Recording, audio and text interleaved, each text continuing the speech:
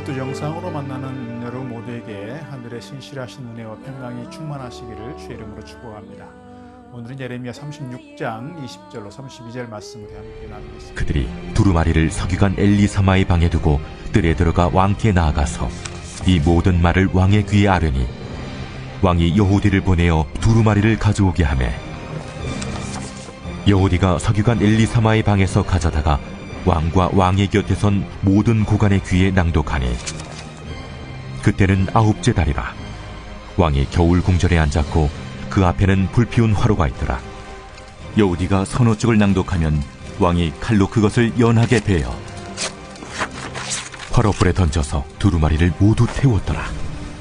왕과 그의 신하들이 이 모든 말을 듣고도 두려워하거나 자기들의 옷을 찢지 아니하였고 엘라단과 들라야와 그마랴가 왕께 두루마리를 불사르지 말도록 아뢰어도 왕이 듣지 아니하였으며 왕이 왕의 아들 여라무엘과 아스리엘의 아들 스라야와 압디엘의 아들 슬레미야에게 명령하여 서기관 바룩과 선지자 예레미야를 잡으라 하였으나 여호와께서 그들을 숨기셨더라.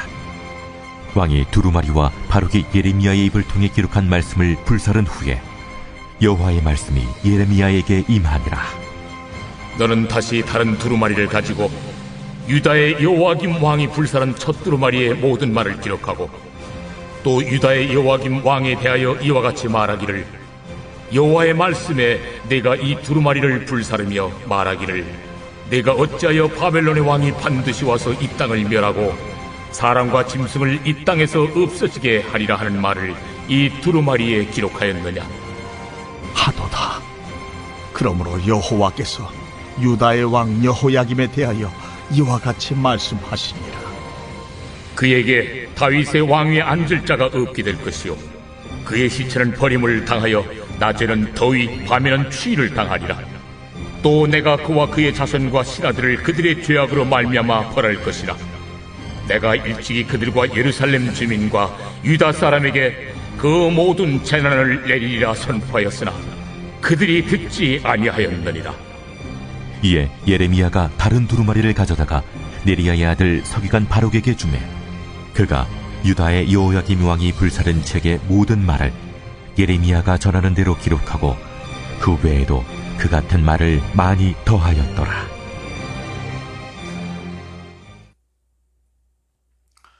여러분, 성경은 사람을 살리는 책입니다.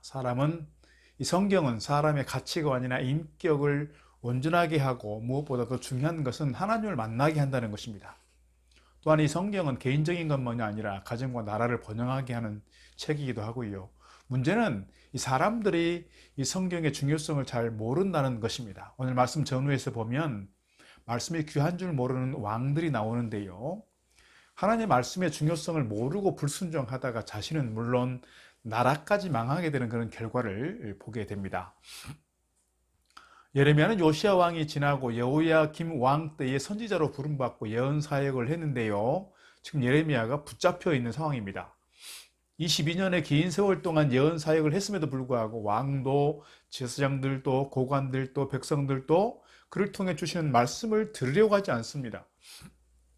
그래서 하나님께서 바룩을 부르셔서 예레미야를 통해 주시는 말씀을 기록하고 낭독하게 하시는 겁니다.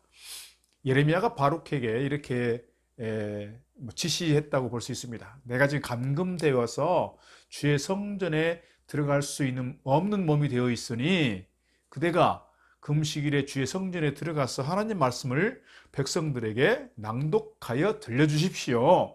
그러면 그들이 주 앞에 엎드려 기도드리면서 악한 길에서 돌아오는지 모르겠어.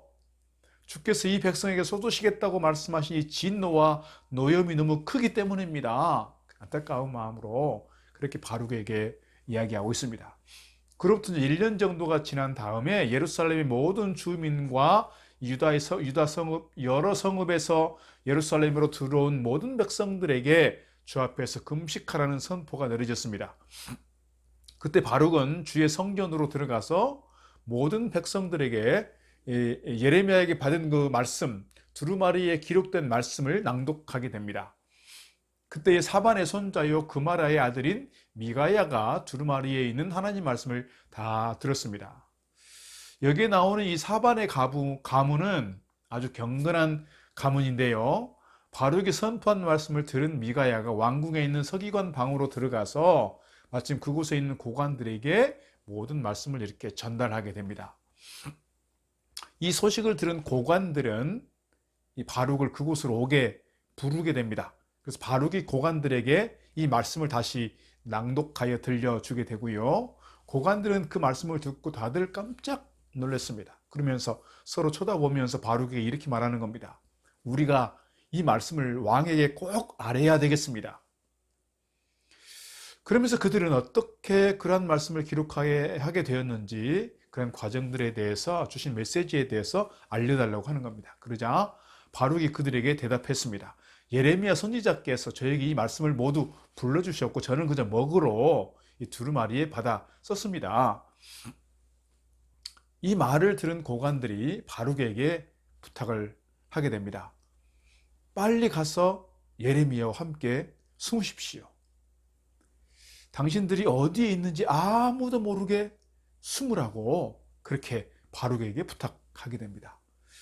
그 내용이 예레미야를 통해서 또 바룩을 통해서 전달된 그 메시지 내용이 뭐였냐면 예루살렘이 멸망한다는 내용이었다는 거예요. 그러니 이것을 본 왕이 화가 나서 바룩과 예레미야를 죽일 수 있다고, 충분히 죽일 수 있다고 판단했기 때문에 이 고관 신하들이 양심적인 사람들이기 때문에 이 바룩과 예레미야를 지금 피하게 하게 하는 것이죠. 바룩은 자기의 사명을 다했습니다. 예레미야 선지자의 말씀에 그대로 순종했습니다. 이것이 어떻게 보면 참된 직분자의 자세가 아닐까 싶습니다. 오늘 우리가 믿음의 사람들로서 이런 바룩의 자세를 좀 본받고 말씀에 진심으로 순종하는 그런 성도들이 되어야 할 줄로 믿습니다. 지금 그때 당시의 시대에는 하나님 말씀을 그대로 선포하고 순종하는 것은 세상적으로 큰 손해를 받는 그런 때였습니다. 잘못하면 죽을 수도 있는 때였습니다. 그럼에도 불구하고 오늘 바룩은 예레미야를 통해 주신 그 말씀을 잘 따라 순종했고 그것을 그대로 전달하였고 선포한 것입니다. 오늘 말씀 보게 되면 말씀을 무시하면 재앙이 임한다는 것을 잘 보여줍니다. 이 고관들은 왕궁의 뜰로 들어가서 바룩이 선포한 그 말씀을 왕에게 그대로 전했습니다. 고관의 말을 들은 이 왕은 여후디라는 신하를 보내서 그 두루마리를 가져오게 하는데요. 여후디가 그 두루마리를 가져다가 왕과 신하들 앞에서 낭독하게 들려주었습니다. 그때 아홉째 달이니까 우리로 말하면 12월 정도 되기 때문에 왕이 겨울 별장에 머물렀었고 왕 앞에는 지금 불 피운 난로가 놓여 있었습니다. 두루마리를 가져온 이 신하 여후디가 이 서너 칸을 읽어 내려갈 때마다 왕은 그 읽은 부분들을 칼로 잘라서 난로에 던져버린 겁니다. 이 칼은 아마 잘 들었던 면도칼 같은 거였을 겁니다. 이렇게 왕은 온 두루마리를 다 난로불에다 태워버렸습니다. 창세 이후로 성경에 대해서 이렇게 무시하고 모독한 사람은 아마 처음이었지 않았을까 싶습니다. 왕과 그의 신하들 모두가 이 말씀을 다 듣고도 두려워하거나 슬퍼하면서 자기들이 옷을 찢지 않았어요. 많은 사람들이 바벨론으로 1차 포로로 잡혀간 것을 보고도 사실 이 다니엘이라든지 벌써 1차 포로로 잡혀간 거예요. 그렇게 보면서도 왕이 자신의 잘못을 깨닫지 못하고 있는 겁니다. 어떻게 보면 요나 시대에 니느웨 왕보다 못한 그런 상황인 것이죠. 니느웨 백성들은 요나의 전도를 받고 왕으로부터 모든 백성들이 회개하면서 죄를 뒤집어 쓰고 용서를 받았어요. 멸망에서 구원받고는 오히려 더 강대한 나라가 되었습니다. 그런데 오늘 이 예루살렘이 뭡니까? 폐망으로 치닫고 있는 예루살렘은 회개할 줄 몰랐습니다. 왕을 비롯해서 백성들까지 말이죠. 잘못을 깨닫고 뉘우치는 사람은 사실 소망이 있는 사람이다 이렇게 말씀드릴 수 있습니다. 그러나 자신의 허물과 잘못을 깨닫지 못한 사람은 결국 패망하게 된다는 겁니다. 왕은 오히려 명령을 내려서 서기관 바룩과 예언자 예레미야를 체포하라고 합니다. 그러나 주님께서 그들을 숨기신 겁니다. 아직 사명을 다하지 못한 사람 하나님께서 숨겨주신 것이라 이렇게 말씀드릴 수가 있습니다. 그때 여호야김에게 전하라고 하시는 하나님 말씀이 임하였습니다. 그의 자손 가운데는 다윗의 왕자에 앉을 사람이 없을 것이라. 그의 시체는 무더운 낮에도 추운 밤에도 바깥에 버려져 뒹굴 것이라.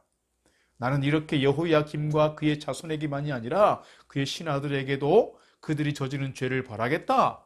그들뿐만 아니라 예루살렘 주민과 유다 사람에게 내가 경고하였으나 그들이 믿지 않았으므로 내가 모든 재앙을 그들에게 내리겠다. 이런 하나님의 말씀이 선포됩니다.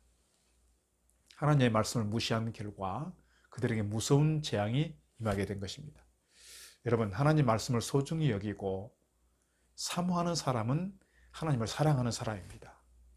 하나님의 말씀이 진리인 것을 믿고 순종하는 사람이 하나님을 사랑하는 사람입니다. 그런데 오늘 여호야김 왕은 하나님의 말씀을 함부로 대했습니다. 하나님의 말씀, 이 말씀을 불에 태워버림으로써 하나님을 모독했습니다. 이 광경을 본 천사들이 하나님께 그대로 보고했을 것이라 저는 그렇게 생각합니다. 그 결과로 예루살렘에는 하나님의 심판이 임하게 된 것이죠.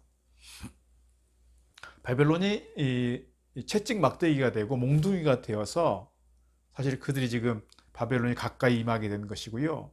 여호야김 왕은 하나님께 주신 마지막 기회를 헌신짝 버리듯이 버렸다는 점에서 하나님의 자비를 무시했고 하나님에 대하여 모독한 왕이 된 것입니다. 하나님께서 예레미야에게 말씀을 다시 기록하라는 명령이 임했습니다. 그래서 예레미야가 다른 두루마리를 구해다가 네리야의 아들 서기관 바룩에게 주고는 다시 기록하게 합니다. 이번에는 그와 비슷한 말씀이 더 많이 추가가 되었습니다. 이것이 오늘 우리가 읽은 예레미야 36장 후반부의 내용입니다. 사랑하는 성도 여러분, 오늘 우리가 하나님께서 나에게 주신 말씀을 대할 때 그 여러 가지 경로를 통해서 우리가 읽는 성경의 말씀을 통해서 또는 설교를 통해서 또는 기도하다가 또는 찬송 부르고 예배하다가 또는 여러 가지 어떤 삶의 환경 속에서 나에게 주신 메시지들이 있을 때 우리가 이 말씀들을 어떤 마음으로 어떻게 대해야 하는지 오늘 본문을 통해서 우리에게 분명하게 가르쳐 무엇보다도 우리 눈에 보이는 이 성경 말씀을 대할 때에 주님 말씀하시옵소서 무슨 말씀이든지 그 말씀에 따라 순종하겠습니다. 그런 마음으로 말씀을 대하고 믿음 생활 할 수 있기를 바라는 것입니다. 그럴 때 우리 하나님께서 우리의 삶을 책임지시고 우리를 형통한 걸음으로 인도하시고 우리를 붙잡아 주실 것입니다.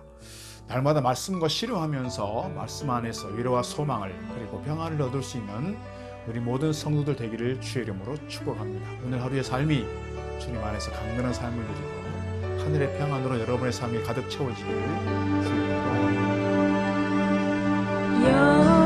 여호와여 나의 마음이 교만치